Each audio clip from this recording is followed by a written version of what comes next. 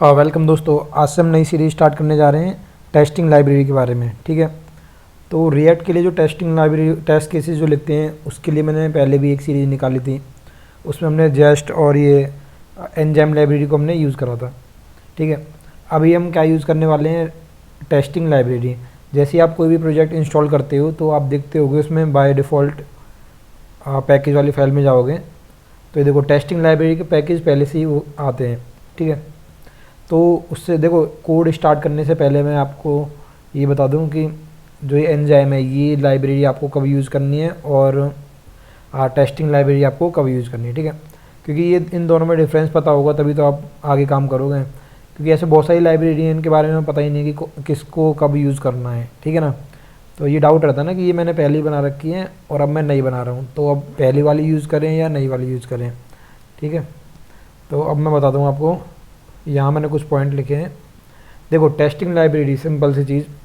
ये पहले तो लाइट वेट होती है। ठीक है, इससे पहले लाइट वेट होती है और इसमें हम अपने यूआई कंपोनेंट को इजीली टेस्ट कर सकते हैं। अब बात आती है कि जो टेस्टिंग लाइब्रेरी है इसको यूज़ करें या फिर हमारे एनजाइम इसको यूज़ करें। तो देखो आपके ये जो रिक्वायरमेंट है आपके प्रोजेक्ट के ऊपर है कि आपका जो प्रोजेक्ट है, प्रोजेक्ट छोड़ो सिंपल सी लैंग्वेज में बताता हूँ आपको कि अगर आपको ओनली डोम मतलब जो आपको व्यू दिख रहा है, जो भी एप्लीकेशन बनाई है आपने कि इसमें लॉगिन पेज है, होम पेज है, ब्लॉग है, मतलब ऐसे कुछ पेजेस हैं, आपको ओनली जो आपको यूज़र को दिख रहा है वो चीज़ें टेस्ट करनी है, तो उसके लिए आप टेस्टिंग लाइब्रेरी को यूज़ कर सकते हो। लेकिन अगर आपको अंदर की फंक्शनलिटी भी चेक करनी है, ठीक है, जैसे कि कोई कंपोनेंट बना हुआ है, उस कंपोनेंट के अंदर इतनी स्टेट होनी चाहिए, इतनी ही प्रॉप्स होनी चाहिए, या इस कंपोनेंट के अंदर एक और कंपोनेंट यूज़ हो रखा है जो चाइल्ड कंपोनेंट है, उससे क्या डेटा आ रहा है, वो कैसे बिहेव कर रहा है, तो मतलब जो अंदर इंटीग्रेशन हो रखा है वो चीज़ें आपको देखनी है, तो उसके लिए आप यूज़ करोगे अपने एनजाइम को। ठीक है, और लेकिन आपका वही रिक्वायरमेंट जो मैंने बताया आपको कि जैसे कि दो एग्जांपल लेके चलता हूँ। आपने दो एप्लीकेशन बनाई है, पहली होगी एक सिंपल यूज़र के लिए जिसके अंदर यूज़र लॉगिन मतलब कोई वेबसाइट होगी सिंपल, वहाँ पे लोग चेक करते हैं कि भाई आपका क्या होम पेज है, क्या मैसेज दिखा रहे हो, कितने ब्लॉग आते हैं, इस तरीके से। इस बटन पे क्लिक करने के बाद आपको इस तरीके के ब्लॉग दिखाई देने चाहिए, इस बटन पे क्लिक करने के बाद इसका जो थीम है वो ब्लैक हो जानी चाहिए या वाइट हो जानी चाहिए, या कोई हेडर आ जाना चाहिए या मैसेज आ जाना चाहिए। तो ओनली यूज़र के हिसाब से उसको टेस्ट करना है, तो आप सिंपल टेस्टिंग लाइब्रेरी को यूज़ करो। लेकिन अगर आपको पता है कि आपने कोई ऐसी एप्लीकेशन बनाई है जो कैलकुलेशन दिखा रहा है, ठीक है, जैसे सपोज करो कि कुछ भी आप जैसे कैलकुलेटर लगा लेते हैं, ठीक है, कि ये वाली स्टेट अगर आती हैं तो ये कैलकुलेशन होनी चाहिए, या मान लो कोई 10% जैसे ईएमआई का लगा लेते हैं, इंश्योरेंस वगैरह जो करते हैं कि हमारे पास अगर 10 इतना अमाउंट आएगा और इस रेंज में होगा तो उसको हम 10% देंगे, इतना अमाउंट आएगा इस ईयर के लिए ले रहा है तो उसको 20% देंगे। तो इसमें हम अपने जो कंपोनेंट हैं उसको कि इसमें इतनी स्टेट आनी चाहिए, ये आनी चाहिए, अगर गलती से भी हम नया बिल्ड अपलोड कर रहे हैं और स्टेट हमारी चेंज हो जाती हैं तो पूरा हमारी कैलकुलेशन ख़राब हो जाती है। ठीक है, तो उसमें हम अपने कंपोनेंट वाइज टेस्ट केसेस लिखते हैं। ठीक है ना, अब इससे पहले मैं एक चीज़ और बताता हूँ टेस्ट केसेस क्यों लिखते हैं। देखो टेस्ट केसेस जैसे हमारी एप्लीकेशन बना ली हमने, ठीक है, और कोड हमारा बिल्कुल बिल्ड बन के अपने प्रोडक्शन पे चला गया है।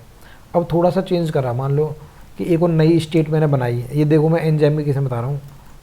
उसमें मैंने एक नया वेरिएबल बढ़ा दिया और उसमें स्टेट नहीं लिखा जा रहा, उसमें नया वेरिएबल बढ़ा दिया मैंने और पुराना वाला गलती से डिलीट कर दिया। मैं कंपोनेंट को रन करूँगा और मैं चेक करूँगा कि इस कंपोनेंट के लिए मैंने 4 स्टेट रखी थी, तो वो 4 ही है ना, ये ऐसा तो नहीं है कि मैंने कुछ डिलीट कर दिए हैं या किसी एक्स्ट्रा को ऐड करने से कोई इफेक्ट आ गया है वो मिल नहीं रही उसको, तो ये मेरे को कंपोनेंट बता देगा। अगर कोई मेरा कैलकुलेशन वाला पार्ट चल रहा होगा तो वो एकदम सही चलेगा, पहले बता देगा एरर है। और दूसरी चीज़ कि मान लो हमारा एक कंपोनेंट बना, ठीक है, ये बता रहा हूँ नॉर्मल टेस्टिंग के लिए, टेस्टिंग लाइब्रेरी के लिए, कि एक मेरे को पेज दिखाना था कि होम पेज, ठीक है, उस पर एक बटन है, उस पर क्लिक करने के बाद एक डिव ओपन होना था। ठीक है, ठीक है, इसके लिए मैंने टेस्ट केसेस लिख रखा। अब नई रिक्वायरमेंट आई कि इस बटन के क्लिक होने के बाद आपको क्या करना है कि एक और नया डिव ओपन करवाना है। ठीक है, तो मैं उस टेस्ट जो नया कोड होगा उसमें मैं अपना टेस्ट केस लिखूँगा और पुराना वाला भी रन करके चेक करूँगा। तो पुराने वाले में हम ये चेक करेंगे कि यार इस बटन पे जैसे ही क्लिक हो कोई हमारा डिव है उसकी एक आईडी होगी, वो एग्जिस्ट करती है या नहीं करती है, उसके अंदर कोई टेक्स्ट लिखा हुआ है वो आ रहा है या नहीं आ रहा है, ठीक है। तो बता देगा कि हाँ भाई इस बटन पे क्लिक करने के बाद हमने बताया था कि ऐसे एक डिव आना चाहिए था, उसकी आईडी जो भी हम बनाएंगे रन टाइम जो भी आईडी बनेगी जो भी लेंगे कि ये आ रही है या नहीं आ रही है, आएगी तो ठीक है हमारा कोड सही चल रहा है। और नया टेस्ट केस लिखेंगे तो हम चेक करेंगे भाई एक और आईडी है हमारी, आईडी div 2 कर दिया मैंने कि ये भी अब आ रही है या नहीं आ रही है, ठीक है। ये तो देखो थ्योरी वाली बात होगी, अगर आपको कुछ समझ नहीं आ रहा तो हम जब कोड करना स्टार्ट करेंगे तो आपको सारी चीज़ें क्लियर हो जाएंगी। अभी मैंने कोशिश करा है कि इसका जो ओवरव्यू है मोटा मोटा आपको बता दूंगा कि कैसे हम काम करने वाले हैं। तो सिंपल लैंग्वेज में ये बोल लो, ये जो पूरी ये वेबसाइट ही मान लो, ये वेबसाइट है, यहाँ पर मैंने क्लिक करा तो ये चीज़ आ गई, इस पर क्लिक करा तो ये चीज़ आ गई। यूज़र के हिसाब से हम अपना टेस्ट केसेस लिखते हैं, और जो एंजाइम है जो ये वाली चीज़ है इसमें हम यूज़र के हिसाब से तो लिख ही सकते हैं सैलो डीप रेंडरिंग वगैरह करके, साथ में हम अपना ये भी चेक कर सकते हैं कि कोई कंपोनेंट है, इस कंपोनेंट में हमारी 4 ही स्टेट होनी चाहिए, या जो स्टेट है उसकी वैल्यू ये होनी चाहिए, इतनी प्रॉप्स होनी चाहिए, उसके अंदर चिल्ड्रेन और चाइल्ड कंपोनेंट आ रहा है वो कैसे बिहेव करना चाहिए, ये सारी चीज़ें मैनेज करके रख सकते हैं, ठीक है। अब इसका फ़ायदा मैं बताता हूँ, आपको ओनली डोम करनी है तो देखो एंजाइम में क्या होता है कुछ कॉन्फ़िगरेशन सेटअप करना पड़ता है अलग से, और अगर आप टेस्टिंग लाइब्रेरी यूज़ कर रहे हो, आप अपना जैसे प्रोजेक्ट इंस्टॉल करते हो तो आपके पास ना ये चीज़ें आती हैं पहले से, और देखोगे app.test फाइल भी लिखी हुई आती है। तो इसमें इंस्टॉलेशन में कोई प्रॉब्लम नहीं आने वाली, बहुत ही सिंपल है आपके, बस आपको रन करना। रन करने के लिए देखो इसमें कमांड भी दे रखी है आपको, एन यहाँ पर दे रखी है npm, ये देखो टेस्ट रन